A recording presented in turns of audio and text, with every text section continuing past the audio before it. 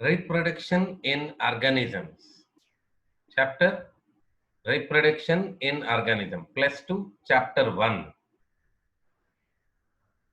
Let's go into the chapter Reproduction in Organisms. Before we enter into the chapter, let's revise once the scientist Panchanan Maheshwari, and then after we'll get into the chapter. The born in November, Panchanan Maheshwari, born in November 1994, that in Jaipur, Rajasthan. Panchanan Maheshwari rose to become one of the most distinguished botanists not only of India but of the entire world. He moved to Allahabad for higher education where he obtained his DSc. During his college days, he was inspired by Dr. Dudjian, an American missionary teacher, to develop interest in botany and especially morphology. His teacher once expressed that if his student progresses ahead of him, it will give him a great satisfaction. These words encouraged Panchanan to inquire what he could do for his teacher in return. He worked on embryological aspects and popularized the use of embryological characters in taxonomy. He established the Department of Botany, University of Delhi as an important center of research in embryology and tissue culture. He also emphasized the need for initiation of the work on artificial culture of immature embryos. These days, tissue culture has become a landmark in science. His work on test tube fertilization and intra-ovarian pollination won worldwide acclaim. He was honored with a fellowship of Royal Society of London, FRS, Indian National Science Academy, and several other institutions of the excellence. He encouraged general education and made a significant contribution to the school education by his leadership in bringing out the very first textbooks of biology for higher secondary schools published by NCRT in 1964. So that's all about the Panchanan Maheshwari. Then let's get into the topic reproduction in organisms. Each and every organism can live only for a certain period of time. The period from birth to the natural death of an organism represents its lifespan.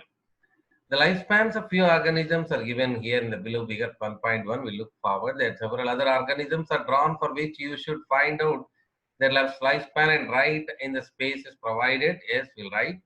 Examine the lifespans of organisms represented in the figure 1.1. Isn't it both interesting and intriguing to note that it may be as short as few days or as long as few thousand years?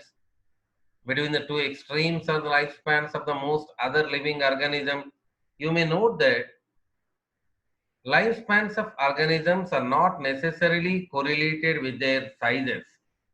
Lifespan of organisms are not necessarily correlated with their sizes. The sizes of crows and parrots are not very different, and their lifespan show a wide difference. Similarly, a mango tree has a much shorter lifespan as compared to a peepal tree. Whatever be the lifespan, death of every individual organism is a certainty. That is, no individual is immortal except single-celled organisms. Why do we say there is no natural death in single-celled organism? Given this reality, have you ever wondered how vast number of plant and animal species have existed on Earth for several thousands of years? There must be some processes in living organisms that ensure this continuity. Yes, we are talking about reproduction, something that we take for granted. We discussed about the lifespan, so let's take a look on the lifespans. Some are given blank, we'll fill that blanks. That elephant 70 to 90 years. Lifespan of elephant is 70 to 90 years. Rose is about 35 years. The lifespan, nearly we are writing here, nearly we are writing. A dog, 20 to 25 years. Lifespan of the dog is about 20 to 25 years. You may see 30 also in some books, no matter. The banana tree, okay, let's complete this. First of all, let's go through this. Elephant, 70 to 90 years. Rose plant, 35 years. 20 to 25 years. Dog, And then let's go to the lower one, banana tree, that is about 25 years. Lifespan of banana tree is about 25 years. Nearby, we can say, in some books you'll find 13 years, in some 15 years. That nearby we have to talk about. Okay, cow is about 25 years, 25 to 30 years, the cow lifespan. A horse, that horse is 30 to 40 years. Crocodile is given already, that crocodile 60 years. The horse lifespan is about 30 to 40 years. Parrot is given 140 years. The parrot 140, 150 likewise. That parrot lifespan. Fruit fly lifespan nearly 2 months, or we say 40 to 50 days. Not years. These are days. Everything we calculate years, but here fruit fly 40 to 50 days. So banana tree 25 years, cow 25 to 30 years, then crocodile 60 years, parrot 140 years, and horse 30 to 40 years, fruit fly 40 to 50 days, only 40 to 50 days. Rice plant. Rice plant is about 4 months. Lifespan of rice plant is about 4 months. Banyan tree. It lives about 200 to 300 years. It was noticed more than that also. The average lifespan we are talking about 200 to 300 years. Sometimes is given 100 to 150 years. Okay. So these are all the lifespans of organisms here. Lifespans of organisms. So what you see, that variations in the lifespan. So isn't it both interesting and intriguing to note that it may be as short as few days or as long as a few thousand years? Between these two extremes are the lifespans of most other living organisms. You may note that lifespans of organisms are not necessarily correlated with their sizes by looking all of them. The sizes of crows and parrots are not very differently, at their lifespan show a wide difference. Similarly, a mango tree has a much shorter lifespan as compared to a peepal tree. Whatever be the lifespan, death of every individual organism is a certainty. That is, no individual is immortal except a single-celled organism. Why do we say there is no natural death in single-celled organism? Given this reality, have you ever wondered how vast number of plant and animal species have existed on Earth for several thousands of years? There must be some processes in living organisms that ensure this continuity. Yes, we are talking about reproduction, something that we take for granted. Let's talk about the reproduction. As we are seeing the lifespans of organisms, reproduction is defined as a biological process. Reproduction is defined as a biological process in which an organism gives rise to young ones or offspring similar to itself. Young ones are offsprings which are similar to itself. The offspring grow, mature, and in turn produce new offspring. Thus, there is a cycle of birth, growth, and death. Reproduction enables the continuity of the species, generation after generation. We will study later in chapter 5 in the principles of inheritance and variation how genetic variation is created and inherited during reproduction.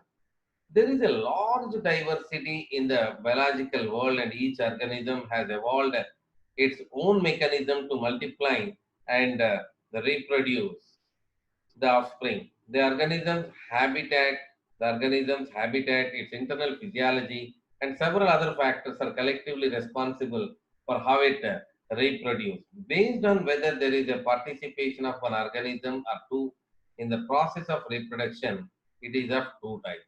When offspring is produced by a single parent, or with or without the involvement of the gamete formation, the reproduction we say asexual reproduction. Then offspring is produced by a single parent with or without the involvement of a gamete formation. The reproduction is asexual. When the two parents, opposite sex, participate in the reproductive process and also involve fission of male and female gametes, it is called sexual reproduction. When two parents or opposite sex participate in the reproductive process and also involved in the fission of male and female gametes, it is called sexual reproduction. Hence, first let us see asexual reproduction. In this method, a single individual, a parent, is capable of producing offspring As a result, the offspring that are produced are not only identical to one another, but are also exact copies of the parent. Then are these offspring likely to be genetically identical or different? So definitely genetically identical. The term clone is used to describe such morphologically and genetically similar individuals. So in the asexual reproduction, a single individual is capable of producing offspring. As a result, the offspring that are produced are not only identical to one another, but also the exact copies of their parent. Are these offsprings likely to be genetically identical or different?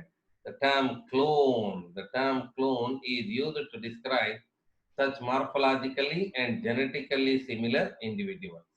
You see in the diagram, a parent cell and a bud is growing here. In the diagram, cell division in unicellular organism, that budding in the yeast they are shown, budding in the yeast, and then a binary fission in amoeba, where first the karyokinesis occurs, the division of nucleus, the karyokinesis, division of nucleus divided and reached to two, and along with that cytoplasmic division, which results the formation of two daughter individuals. That is binary fission, we use it to say. Let us see how widespread asexual reproduction is. Among different groups of organisms, asexual reproduction is common among single-celled organisms. Asexual reproduction is common among single-celled organisms.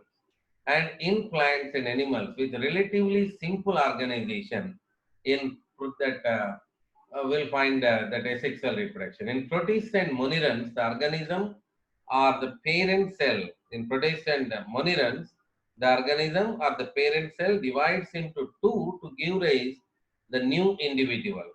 That organism, that in case of protista and monera, the organisms or the parent cell divides into two to give rise to the new individual.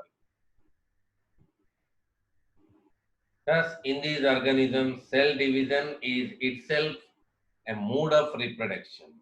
In the Monera and Protista, the cell division is itself a mode of reproduction.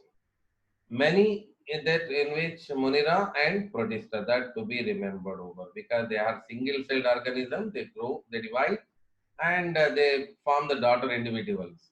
So that's why that in Monera and Protista, cell division is itself a mode of reproduction.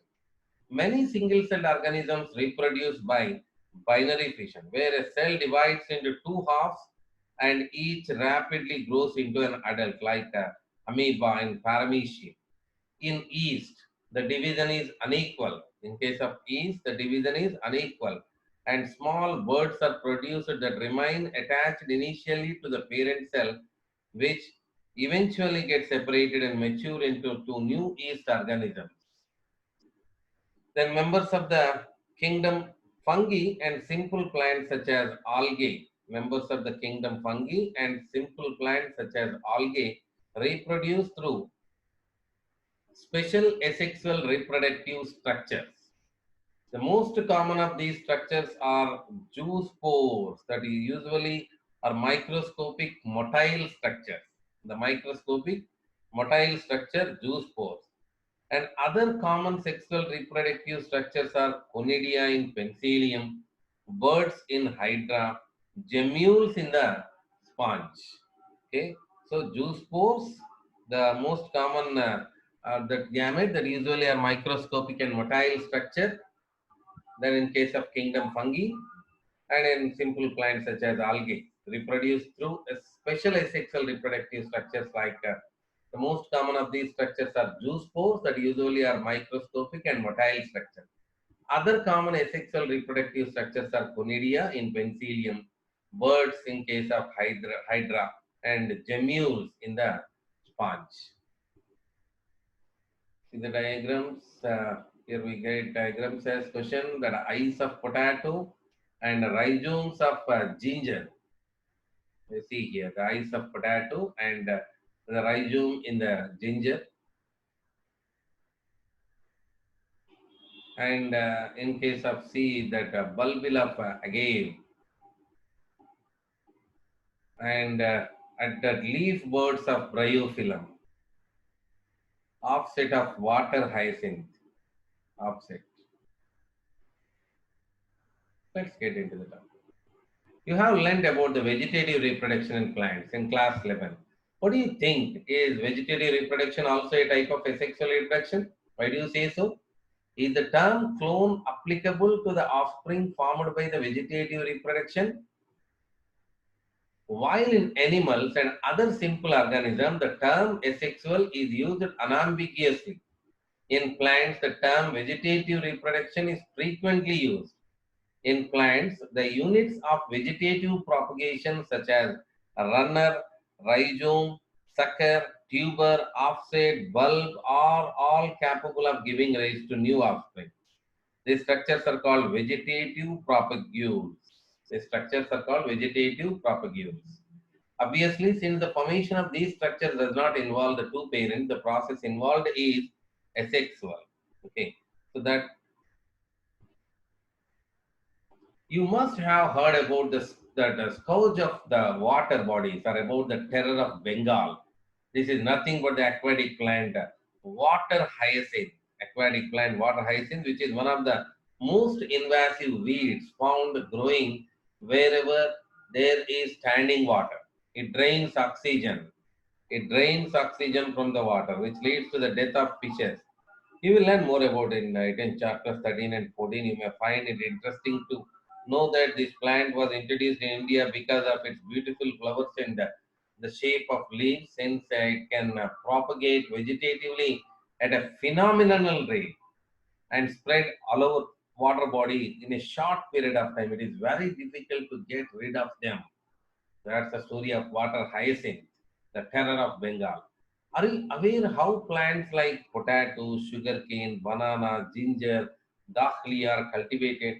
Have you seen some plants emerging from the birds called eyes of the, like in case of potato tuber, from the rhizomes of banana and ginger? When you carefully try to determine the site of origin of the new plantlets in the plants listed above, you will notice that they invariably arise from the nodes present in the modified stems of these plants. When the nodes come in contact with the damp soil or water, they produce roots and new plants. Similarly, adventitious birds arise from the notches present at margins of leaves of bryophyllum. Similarly, adventitious birds arise from the notches present at margins of leaves of bryophyllum. This ability is fully exploited by gardeners and farmers for commercial propagation of such plants.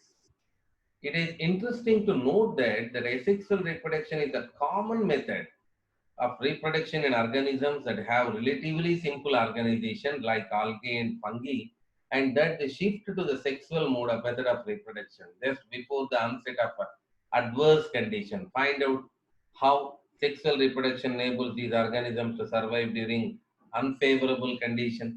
Why is sexual reproduction favored under such conditions? Sexual or vegetative as well as sexual modes of reproduction are exhibited by the higher plants. On the other hand, only sexual mode of reproduction is present in most of the animals. Let's talk about the sexual reproduction. Sexual reproduction involves the formation of the male and female gametes either by the same individual or by different individuals of the opposite sex. These gametes fuse to form the zygote, which develops to form the new organism. It is an elaborate and complex and slow process as compared to asexual reproduction. Because of the fission of male and female gametes, sexual reproduction results in offspring that are not identical to the parents or amongst themselves. A study of diverse organisms, plants, animals, or fungi show that though they differ so greatly in external morphology, internal structure, and physiology, when it comes to sexual mode of reproduction, surprisingly, they share a similar pattern. Let us first discuss what features are common to these diverse organisms. All organisms have to reach a certain stage of growth and maturity in their life before they can reproduce sexually. That period of growth, that period of growth is called juvenile phase. It is known as vegetative phase in plants. In animals, it is called juvenile phase, known as vegetative phase in plants. This phase is of variable durations in different organisms. The end of juvenile or vegetative phase, which marks the beginning of the reproductive phase, can be seen easily in the higher plants when they come to flower. How long does it take for a marigold, rice, or wheat, or coconut, or mango plants to come to flower? In some plants, where flowering occurs more than once, but what do you call the interflowering period, juvenile or mature? So observe a few trees in your area. Do they flower during the same month, year after year? What do you think are availability of the fruits like mango, apple, jackfruit, etc. are seasonal? Are there some plants that flower throughout the year and some others that show seasonal flowering? Plants, the annual and biennial type, some show clear-cut vegetative, reproductive, and senescent phases. But in the perennial species, it is very difficult to clearly define these phases. A few plants exhibit, a few plants exhibit unusual flowering phenomenon. Some of them, such as bamboo species, flower only once in their lifetime. Bamboo species flower only in their lifetime. Generally, after 50 to 100 years, produce large number of fruits and die. Another plant, Strobilanthus kunthiana, Neelakuranji. Strobilanthus kunthiana, Neelakuranji flowers once in 12 years. As many of you would know, this plant flowered during September October 2006. Its mass flowering transformed large tracts of hilly areas in Kerala, Karnataka, and Tamil Nadu into blue stretches and attracted a large number of tourists. Okay, so that which plant? That Strobilanthus kunthiana, that Neelakuranji. The plant is called commonly Neelakuranji flowers once in 12 years. Then, as many of you would know, that this plant flowered during September, October 2006. It's that mass flowering transformed large tracts of hilly areas in Kerala, Karnataka, and Tamil Nadu into blue stretches and attracted large number of tourists. In animals, the juvenile phase is followed by morphological and physiological changes prior to active reproductive behavior. The reproductive phase is also of a variable duration in different organisms. Can you list the changes seen in human beings that are indicative of reproductive maturity? Among animals, for example, birds, they lay eggs all through the year, or it is seasonal phenomenon. What about the other animals like frogs and lizards? You will notice that birds living in nature lay eggs only seasonally. However, birds in captivity, as in poultry farms, can be made to lay eggs throughout the year. In this case, the laying eggs is not related to the reproduction, but it is a commercial exploitation for human welfare. The females of the placental mammals exhibit cyclical changes in the activities of the ovaries and accessory ducts as well as the hormones during the reproductive phase. In non-primate mammals like cows, sheep, rat, deer, dog, tiger, etc., such cyclical changes during reproduction are called estrus cycle, are called as estrus cycle. Whereas in primates, monkeys, apes, and humans, it is called menstrual cycle. So in case of primates like monkeys, apes, and humans, it is called menstrual cycle. Many mammals, especially those living in natural wild condition, exhibit such cycles only during favorable seasons in their reproductive phase and are therefore called seasonal breeders. Many other mammals are reproductively active through their reproductive phase and hence are called continuous breeders, seasonal breeders and continuous breeders. Estrus cycle, menstrual cycle to be focused. That we all grow old if we live long enough is something that we recognize. But what is meant by growing old? The end of reproductive phase can be considered as one of the parameters of senescence or old age. There are that concomitant changes in the body, like slowing of metabolism during this last phase of lifespan. Old age is ultimately leads to the death. In both plants and animals, hormones are responsible for the transitions between the three phases. Interactions between the hormones and certain environmental factors regulate the reproductive processes and the associated behavioral expression of an organism. Events in sexual reproduction. After attainment of maturity, all sexually reproducing organisms exhibit events and processes that have remarkable fundamental similarity, even though the structure associated with the sexual reproduction are indeed very different. The events of sexual reproduction through collapse that elaborate and complex follow a regular sequence. Sexual reproduction is characterized by the fusion, fertilization of the male and female gametes, the formation of zygote, and embryogenesis. For convenience, these sequential events may be grouped into three distinct stages, namely pre-fertilization, fertilization, and post-fertilization events. Pre-fertilization, fertilization, and post-fertilization events. Pre-fertilization events.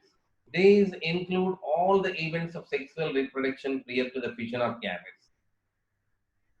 The two main pre-fertilization events are gametogenesis and gamete transfer.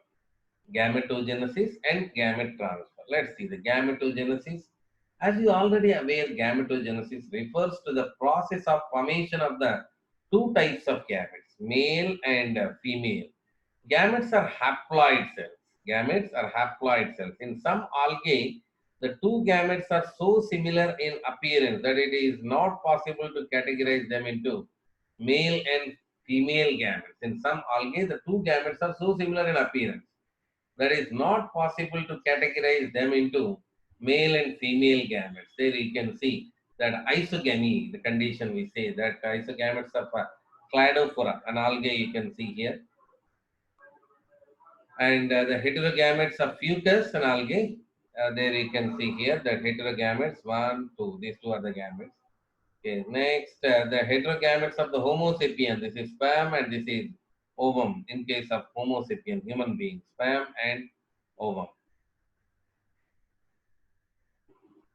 They are hence called homogametes. That gametes are similar in shape and size, hence we say homogametes or isogametes. However, in majority of sexual reproducing organisms, the gametes are produced that produce two morphologically distinct types. We call them as heterogametes.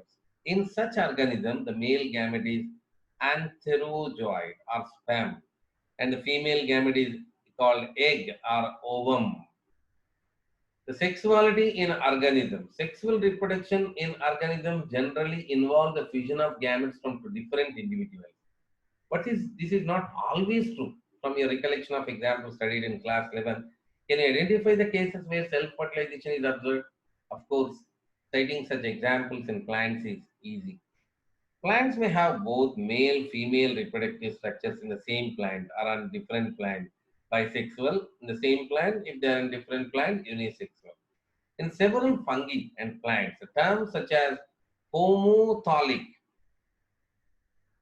and monoecious are used to denote the bisexual condition. And heterothallic and dioecious are the terms used to describe the unisexual condition. Okay, so do remember that in several fungi and plant, terms such as homothallic and monoecious are used to denote the bisexual condition, and heterothallic and dioecious are the terms used to describe unisexual condition. In flowering plants, the unisexual male flower is staminate. Unisexual male flower is staminate, that is bearing stamens, while the female is pistillate or bearing pistils.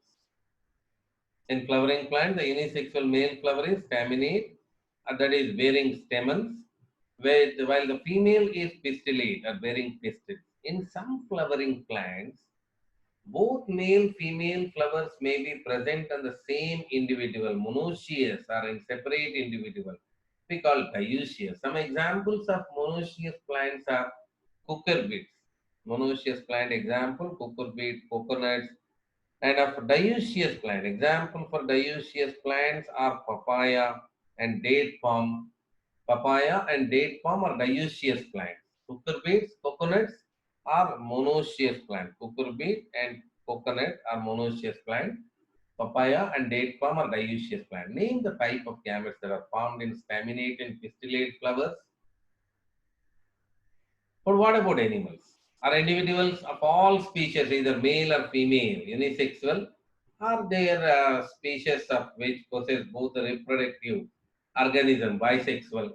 You probably can make a list of several unisexual animal species: earthworm, a sponge, tapeworm, and leech. Typical examples for bisexual animal: earthworm, sponge, tapeworm, and leech are typical examples for bisexual animals that possess both male female reproductive organs, or hermaphrodites, we use it to say. When it comes to the cockroach, cockroach is an example for unisexual, that male female are separate. Then cell division during gamete formation. Cell division during gamete formation. Gametes in all heterogametic species of two types, namely male and female. Gametes are haploid, so the parent gland body from which they arise may be either haploid or diploid. A haploid parent produces gametes by mitotic division. A haploid parent produces gametes by mitotic division. Does this mean that meiosis never occurs in the organisms that are haploid? Carefully examine the flow charts of the life cycle of algae that you have studied in class 11, chapter 3 to get a suitable answer. Several organisms belonging to the Monera, fungi, algae, and bryophytes have haploid plant body. Several organisms belonging to Monera, fungi, algae, and bryophytes have haploid plant body. But in organisms belonging to the pteridophytes, gymnosperms, angiosperms, and most of the animals, including human beings, the parental body is diploid. Parental body is diploid. Okay, so in pteridophytes, gymnosperms, angiosperms, and most of the animals, including human beings, the parental body is diploid. It is obvious that meiosis, the reduction division, has to occur if diploid body has to produce haploid gametes. In diploid organisms, specialized cells called meiocytes in diploid organism, specialized cells called meiocytes. We call gamete mother cell. They undergo meiosis. At the end of meiosis, only one set of chromosomes gets incorporated into each gamete. Carefully, the study table 1.1 and fill the diploid and haploid chromosome numbers of organisms. Is there any relationship in the number of chromosomes of meiocytes and gametes? Let's talk about here that in case of diploid, that human being onwards, we start 46 chromosomes in a human being in diploid condition, that 23 in haploid condition. 46 in diploid condition in human being, 23 in haploid. Housefly, diploid condition is chromosomes are going to be 12 or 6 pairs. We use it to say the haploid is 6. So rat is given haploid condition is n equal to 21. Here we need to say the diploid 2n equal to 42. 2n equal to 42. Okay. Next, in case of dog, the 2n equal to 78. It is given 2n equal to 78. That means n equal to 39. That means haploid 39, diploid 78. Cat, that n equal to 19, haploid is given. Diploid 2n equal to 38. 2n equal to 38. Fruit fly, the diploid condition is given. 8 chromosomes are given. 2n equal to 8. That means 4 pairs. Haploid 4. 4 chromosomes are given. Okay. The similarly, that Ophioglossum, FN, that haploid is given 630 chromosomes. Haploid. So what we have to do? We need to double that diploid 2n equal to 1260. Then next, in the same way, apple. 34 chromosomes are present in 2n, the diploid condition. N will be 17. Haploid condition will be 17. Next, rice. 12 chromosomes are present in haploid condition and equal to 2. The 2n equal to 24. 2n will be 24. In case of maize, the diploid condition, 20 chromosomes are present in the maize, 2n equal to 20 diploid, haploid, n equal to 10. Potato given, haploid as 24 in the gamete, 24. Then in the adult, it will be 2n equal to 48. So butterfly, that 380 in case of butterfly 380. So that how many it is going to be in case of n equal to 190, half, that we have to say. So 190. Next, onion, that n equal to 8 is given. N equal to 8. N equal to 8. Then 2n equal to 16. That's it. Haploid in the gamete, diploid in the organism. Now let's talk about the gamete transfer. After their formation, male and female gamete must be physically brought together to facilitate the fission we call fertilization. Have you ever wondered how the gametes meet? In a majority of organisms, male gamete is motile and the female gamete is stationary. Exceptions are a few fungi and algae in which both types of gametes are motile. In some fungi and algae, both male and female gametes are motile. There is a need for medium through which the male gametes move. In several simple plants like algae, bryophytes and pteridophytes, water is a medium through which these gametes transfer takes place. A large number of the male gametes, however, fail to reach the female gamete. To compensate this loss of male gamete during the transport, the number of male gamete produced in several thousand times than the number of female gametes produced. In seed plants, pollen grains are the carriers of the male gametes, and ovule have the egg. Pollen grains produced in anthers, therefore, have to be transferred to the stigma before it can lead to the fertilization. In bisexual or self-fertilizing plants, peace transfer of pollen grains to the stigma is relatively easy as anthers and stigma are located close to each other. The pollen grains soon after they are shed come in contact with the stigma. But in cross-pollinating plants, including dioecious plants, that a specialized event called pollination facilitates the transfer of the pollen grains to the stigma. Pollen grains germinate on the stigma and the pollen tubes carrying the male gametes reach the ovule and discharge male gametes near the egg.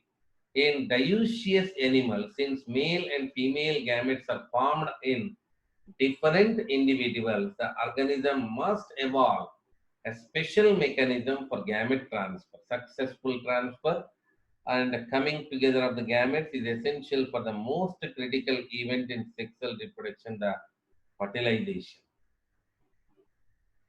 So then fertilization. The most vital event of the sexual reproduction is perhaps the fission of gametes. This process is called syngamy, results in the formation of a diploid zygote. The term fertilization is also often used for this process. The term syngamy and fertilization, the two terms are frequently used to interchangeably. What would happen if syngamy does not occur? However, it has to be mentioned here that in some organisms like rotifer, honeybees, and even some lizards and birds, the female gamete undergoes development to form a new organism without fertilization. This phenomenon is called parthenogenesis. Some organisms like rotifers, honeybees, and even some lizards and birds like turkey, the female gamete undergoes development to form new organism without fertilization. This phenomenon is called parthenogenesis. Where does syngamy occur? In most aquatic organisms, such as a majority of algae and fishes as well as amphibians, syngamy occurs in the external medium, water. That means outside the body of the organism. This type of gametic fission is called external fertilization. This type of gametic fission is called external fertilization. Organisms exhibiting the external fertilization show the great synchrony between the sexes and release large number of gametes into the surrounding medium in order to enhance the chances of the syngamy. In order to enhance the chances of syngamy. This happens in the bony fishes and frogs where a large number of offspring are produced. A major disadvantage is that the offspring are extremely vulnerable to predators, threatening their survival up to adulthood. In many terrestrial organisms belonging to the fungi, higher animals such as reptiles, birds, mammals, and a majority of plants, bryophyte, pteridophyte, gymnosperms, angiosperms, that syngamy occurs inside. Syngamy occurs inside the body of the organism. Hence, the process is called internal fertilization. That process we say internal fertilization. In all these organisms, the egg is formed inside the female body where they fuse with the male gamete. In organisms exhibiting the internal fertilization, the male gamete is motile and has to reach the egg in order to fuse with it. In this, even though the number of sperms produced is very large, there is a significant reduction in the number of eggs produced. In seed plants, however, the non-motile male gametes are carried to female gamete by pollen tubes. So that's it. Post-fertilization events. Events in the sexual reproduction after the formation of zygote are called post-fertilization events. The zygote. The formation of the diploid zygote is universal in all sexually reproducing organisms. In organisms with external fertilization, zygote is formed in the external medium, usually in water. Whereas in those exhibiting internal fertilization, zygote is formed inside the body of the organism. The further development, the further development of the zygote depends on the type of life cycle of the organism has and the environment it is exposed to. In organisms belonging to the fungi and algae, zygote develops a thick wall. Zygote develops a thick wall that is resistant to desiccation and damage. Fungi and algae.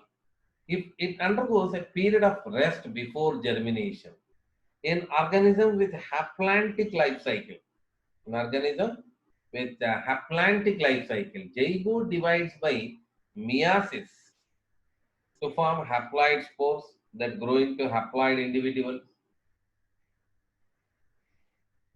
Then zygote is a vital link that ensures the continuity of species between organisms of one generation and the next. Every sexually reproducing organism, including human beings, begin life as a single cell, the zygote. Embryogenesis.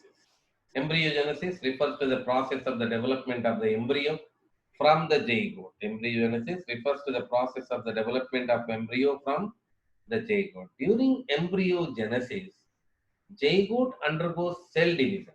During embryogenesis, zygote undergoes cell division. We call mitosis and cell differentiation. Cell division and cell differentiation. While cell divisions increase the number of cells in the developing embryo, cell differentiation helps groups of cells to undergo certain modifications to form specialized tissues and organs to form an organism. I have studied about the process of cell division and differentiation in the previous class. Animals are categorized into oviparous and viviparous based on whether the development of the zygote takes place outside the body of the female parent or inside, whether they lay fertilized egg or unfertilized egg to give the birth to the young one.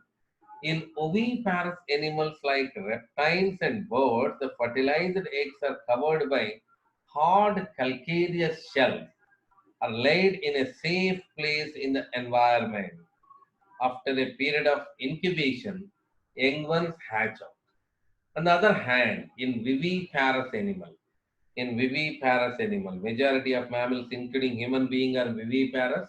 The zygote develops into a young one inside the body of the female organism. After attaining a certain stage of growth, the young ones are delivered out from the body of female organism. Because the proper embryonic care and protection, the chances of survival of the young one is greater in viviparous organisms. In flowering plants, the zygote is formed inside the ovule. After fertilization, the sepals and petals and stamens of the flower wither and fall off. Can you name a plant in which the sepal remains attached? The pistil, however, remains attached to the plant. The zygote develops into the embryo and the ovules develop into the seed. Zygote develops into the embryo, ovules develop into the seed. The ovary develops into the fruit, which develops a thick wall called pericarp that is protective in function. After dispersal, seeds germinate under favorable condition to produce new plants. So zygote develops into an embryo and the ovules develop into the seed. Ovary develops into the fruit which develops a thick wall called pericarp that is protective in function. After dispersal, the seeds germinate under favorable conditions to produce the new plants. A few kinds of fruit showing seeds is given here. Yes, is a seed and a pericarp P.